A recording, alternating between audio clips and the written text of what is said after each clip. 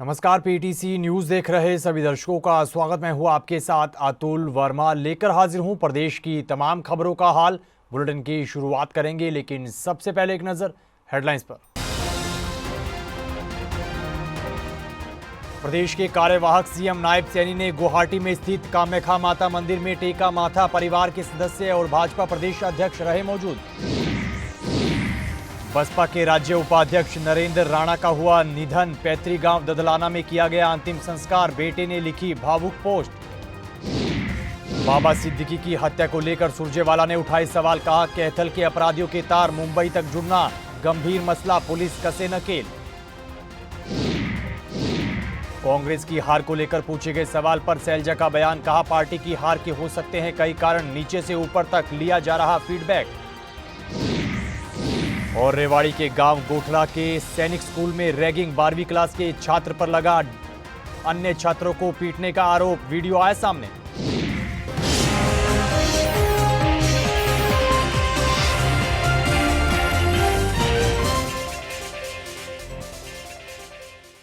तो चलिए बुलेटिन की शुरुआत करते हैं। प्रदेश के कार्यवाहक सीएम नायब सिंह सैनी ने गुवाहाटी में स्थित कामाख्या माता मंदिर में पहुंचकर माथा टेका है। इस दौरान उनके साथ परिवार के सदस्य और भाजपा के प्रदेश अध्यक्ष मोहन लाल बडोली मौजूद रहे।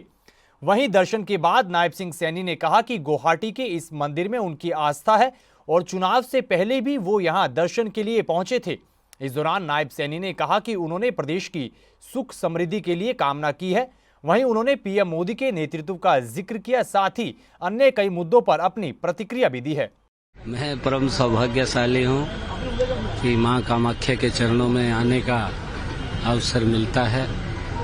मैं चुनाव से पहले भी माँ के चरणों में शीश नवाने के लिए आया था और अब चुनाव के बाद भी मैं माँ कामाख्या के चरणों में शीश नवाने के लिए आया हूँ। मैं हरियाणा प्रदेश वासियों के उज्जवल भविष्य की कामना करता हूँ। हमारे हरियाणा के लोग स्वस्थ रहें और विकास की इस गाथा के अंदर अपना योगदान मजबूती से देते रहें। मैं ऐसी माँ कामाख्या के चरणों में प्रार्थना करता हूँ। और जो हरियाणा के लोगों ने जो एक बड़ा मैंडेट दिया है, एक बहुमत दिया है, मैं उसके लिए सभी हरियाणा वासियों का दिल से बहुत बहुत धन्यवाद भी करता हूँ और उनके उज्जवल भविष्य की माँ कामाख्या के चरणों में प्रार्थना करता हूँ। सीएलपी मीटिंग सर कब होगा? सीएलपी नहीं, देखिए, ऐसा नहीं है कि हम मजबूती से लग करके हरियाणा के अंदर आदरणीय मोदी जी के नेतृत्व में पिछले 10 वर्षों में जो विकास की एक नई गति चली है, जो भेदभाव हरियाणा के साथ बरता जाता था क्षेत्रवाद के नाम के ऊपर, परिवारवाद के नाम के ऊपर, और जिस प्रकार से युवाओं की अनदेखी होती थी, किसान की अनदेखी होती थी, महिलाओं के ऊपर अत्याचार होते थे, गरीबों के ऊपर, दलितों के ऊपर अत्याचार होते थे। इधर बसपा के राज्य उपाध्यक्ष नरेंद्र राणा का निधन हो गया है। उनके पैतृक गांव ददलाना में उनका अंतिम संस्कार किया गया, उनको अंतिम विदाई दी गई है।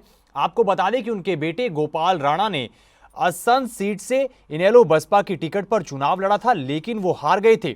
इसके बाद बीते दिन उनके पिता नरेंद्र राणा की अचानक से तबीयत बिगड़ गई, जिसके बाद उन्हें चंडीगढ़ के निजी अस्पताल में भर्ती करवाया गया, लेकिन उनका निधन हो गया। वहीं कई सामाजिक संगठनों, राजनीतिक और धार्मिक संगठनों से जुड़े लोगों ने उनके निधन पर शोक जाहिर किया है और उन्हें श्रद्धांजलि दी है। इधर असम से चुनाव लड़ने वाले उनके बेटे ने सोशल मीडिया पर एक भावुक पोस्ट डालते हुए लिखा है कि क्या पता मेरी जीत से मेरे पिता ठीक हो जाते। नरेंद्र राणा का कल देर शाम निधन हो गया और उनके निधन के बाद उनके बेटे, जो इनेलो बीएसपी के साझा उम्मीदवार थे इस बार विधानसभा चुनाव में 2024 के असंध से, उन्होंने एक भावुक पोस्ट डाली और उन्होंने कहा, शायद अगर मैं जीत जाता तो मेरे पिता जी जाते। यानी कि एक भावुक पोस्ट डाल के उन्होंने साझा की कि ये हार मेरी नहीं, मैं सिस्टम से हारा हूं। और जो है उन्होंने ऐसी ही एक बड़ी पोस्ट डाली और अपनी बात रखी। नरेंद्र राणा जो है बीएसपी के नेता हैं और असंध इलाके में उनकी राजनीति बोलती है। बड़े नेता है असंध इलाके के और जाने माने नेता है। पिछले 2019 के चुनाव में नरेंद्र राणा ने शमशेर सिंह गोगी को एक कड़ी टक्कर दी थी, जिसमें कुछ 100 वोटों के मार्जिन से नरेंद्र राणा चुनाव हार गए थे। और इस बार जो 2024 का लोकसभा विधानसभा चुनाव रहा है, लोकसभा चुनाव में भी नरेंद्र राणा ने एक अहम रोल निभाया है उस इलाके में। और विधानसभा चुनाव में इस बार उनके बेटे जो गोपाल राणा है, उनको टिकट दी गई थी इनेलो बीएसपी की तरफ से, और वो साझा उम्मीदवार थे। लेकिन इस बार वो तीसरे स्थान पर आए और कोशिश ये थी कि इस बार जो चुनाव है वो बराबर का होगा। लेकिन सबसे बड़ी बात, नरेंद्र राणा पिछले लंबे समय से बीमार चल रहे थे, जिस कारण से उनकी देर रात जो कल देर शाम निधन हो गया। और एक पोस्ट डालने के बाद उनके बेटे ने असंध की विधानसभा की जनता से जो है अपनी बात शेयर की, और उन्होंने कहा कि अगर मैं ये चुनाव जीत जाता तो शायद मेरे पिता भी जी जाते। और कुछ आज ही जो है उनका संस्कार हुआ उनके गांव में। और करनाल के असंध की राजनीति में एक बड़ा नुकसान जरूर हुआ है, क्योंकि नरेंद्र राणा एक बड़ी शख्सियत थे और अपने आप में जाने माने नेता थे। बाबा सिद्दीकी की हत्या को लेकर कांग्रेस सांसद रणदीप सिंह सुरजेवाला ने सवाल उठाए हैं। पत्रकारों से बातचीत करते हुए रणदीप सुरजेवाला ने कहा कि कैथल के अपराधियों के तार मुंबई के अपराधियों तक जुड़े मिलना गंभीर मसला है और पुलिस प्रशासन को इस पूरे मामले में अपराधियों पर नकेल कसनी चाहिए और मामले में कड़ी कार्रवाई भी होनी चाहिए। वहीं उन्होंने अन्य कई मुद्दों पर भी अपनी प्रतिक्रिया दी है। इसका जवाब बीजेपी को देना चाहिए कि किसान मंडियों में लूटपिट रहा है। 3100 रुपया प्रति क्विंटल की बजाय पीआर धान जो है, ख़ास तौर से मोटी परमल धान की जो किस्म है, वो 2100 और 2200 रुपये में मिल रही है। एमएसपी 2320 है। यहाँ 8 अक्टूबर के बाद 3100 रुपया मिलना चाहिए। वो मंत्रिमंडल खेल रहे हैं और किसान जो है वो लूटने पीटने लग रहा है। ऐसा क्यों है? इसका जवाब आपको बीजेपी से अवश्य मांगना चाहिए। ये बहुत गंभीर बात है कि कैथल के अपराधियों के तार अब बम्बई के अपराधियों तक जुड़े मिल रहे हैं। ये बहुत ही गंभीर बात है और मुझे विश्वास है कि अगर प्रशासन में थोड़ी सी भी गैरत बची है तो उन्हें नकेल भी कसनी चाहिए और कार्रवाई भी करनी चाहिए। और अगला सवाल ये भी कि मुख्यमंत्री कहाँ हैं, वो कहाँ व्यस्त हैं?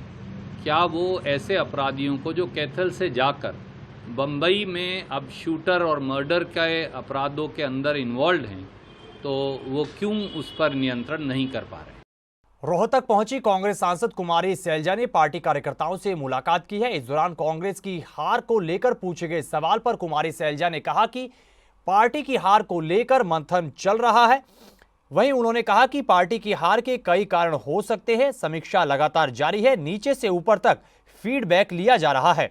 वहीं भूपेंद्र सिंह हुड्डा से जुड़े सवाल पर उन्होंने कहा कि कांग्रेस आलाकमान को सब पता है, हाईकमान जल्द कोई फैसला ले सकता है।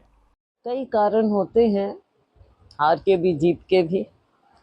अभी समीक्षा चल रही है और लोगों से भी, नीचे से भी, नेताओं से भी, हमारी हाईकमान सबसे बातचीत करके सबसे फीडबैक लेंगे, इनपुट्स लेंगे और उसके बाद ही हाईकमान कुछ निष्कर्ष पर पहुंचेगा।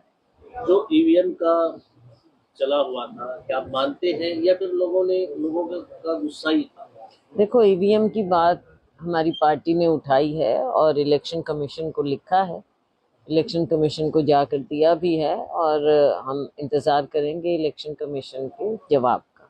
ये मैंने पहले से ही कहा है कि संगठन होना बहुत ज़रूरी है, क्योंकि हमारा कार्यकर्ता, उसको पहचान संगठन से मिलती है और बहुत लंबे अरसे से, चाहे मेरा कार्यकाल रहा हो या उसके बाद भी, संगठन बन नहीं पाया, ना स्टेट लेवल पर और ना नीचे की इकाइयां, चाहे डिस्ट्रिक्ट है, ब्लॉक है, जो कि सबसे महत्वपूर्ण है कि नीचे ब्लॉक्स हमारे मजबूत हों, बूथ हमारे मजबूत हों, डिस्ट्रिक्ट में हमारे पार्टी के कार्यक्रम होते हैं और स्टेट में भी। तो हर तरफ जहां एक और पार्टी का काम होता है, दूसरी ओर कार्यकर्ता को पहचान भी मिलती है। खबर करनाल से है। करनाल में हुए एक सड़क हादसे में महिला की मौत की खबर है। जानकारी के मुताबिक दंपति अपनी मां के साथ पानीपत की तरफ जा रहे थे। इसी बीच करनाल जीटी रोड पर नमस्ते चौक के पास पीछे से आ रहे ट्रक ने उन्हें टक्कर मार दी, जिसमें दंपत्ति की मां की मौत हो गई। हादसे में दंपत्ति को भी चोट आई है, जिन्हें इलाज के लिए अस्पताल ले जाया गया। वहीं उन्होंने हादसे की सूचना पुलिस को दी है। फिलहाल पुलिस इस पूरे मामले की जांच कर रही है। जब हम आए थे ये नीचे पड़ी थी तो ट्रक ऊपर से निकल के जा चुका था, तो एक इसकी भाई की बुआ थी, वो उनके चोट लगी है, उनको दोनों 112 ले गई है। तो घायल हो गए थे वो भी? हाँ, उनके चोट थी, काफ़ी लगी हुई है। 112 ले गई अभी। तो ये एक्सपायर हो गई महिला? हाँ, ये महिला एक्सपायर हो गई, सिर के ऊपर से। ये हस्बैंड वाइफ थे दोनों। और बुआ थी उनके साथ? हाँ, उनकी बुआ थी साथ में। तो किसने मारी है टक्कर? ये ट्रक था, वो निकल गया, पहले साइड अलग थी, वो निकल गया। सर बस मैंने इनको भिड़ते हुए देखा था। कितने लोग थे? ये 3 जने थे जी। 2 महिलाएं और एक वो? हाँ जी। चोट उन किन किन को लगी है? चोट जी हूँ तो उन 2 को भी लग रही और एक तो मौके पे ही तो क्या पता चला? पता पति पत्नी थे? ये पति पत्नी थे। ये पत्नी है? हाँ जी, हाँ जी। और वो जो साथ में थी वो बुआ है? वो शायद बुआ जी। हाँ। अच्छा, बाइक पर थे ये? बाइक पे थे जी वो, और ये पानीपत जा रहे थे तो एक कार थी साइड में, इधर ट्राला था बड़ा। टक्कर मारी? हाँ जी, बड़े ट्राले। नहीं सर, वो ट्राले के नीचे आई है? ये ट्राले के दोनों के बीच में आया सर। एक्सीडेंट हो गया यहाँ पर। वो आया, देखे 3 जने, एक तो मौके पर डेड हो रही है लेडी, जो घायल थी उस लेडी को ER में बिठा गए और फर्स्ट एड के लिए भेज दिया। फिर 3 थे बाइक? 3 थे जी। 2 महिला थी और एक 2 महिला थी, एक जेंट था। उनको तो चोट लगी है। पत्नी है ये पता नहीं होता, वही बता सकते कौन था कौन नहीं जी। तो अभी जानकारी परिवार के बारे में कोई जानकारी? कोई जानकारी नहीं जी। तो बाइक वो प्लेटिना बाइक थी? प्लेटिना बाइक की साइड में करवा दिया है, उसको फर्स्ट एड के लिए घायलों को भेज भेजा। अगली खबर का जिक्र करेंगे। अगली खबर रेवाड़ी से है। रेवाड़ी के गांव गोठड़ा के सैनिक स्कूल में रैगिंग का मामला सामने आया है और रैगिंग का आरोप 12वीं के स्टूडेंट्स पर लगा है। जानकारी के मुताबिक 12वीं के कैडेट स्टूडेंट ने अन्य छात्रों को डंडों से पीटा और इसका एक वीडियो सोशल मीडिया पर वायरल भी हो रहा है। इधर वीडियो सामने आने के बाद सैनिक स्कूल प्रशासन ने मामले की जांच की बात कही है। वहीं पीड़ित छात्रों के अभिभावकों ने कहा कि रैगिंग करते हुए उनके बच्चों को प्रताड़ित किया जा रहा है। ऐसे में मामले में कड़ी कार्रवाई होनी चाहिए।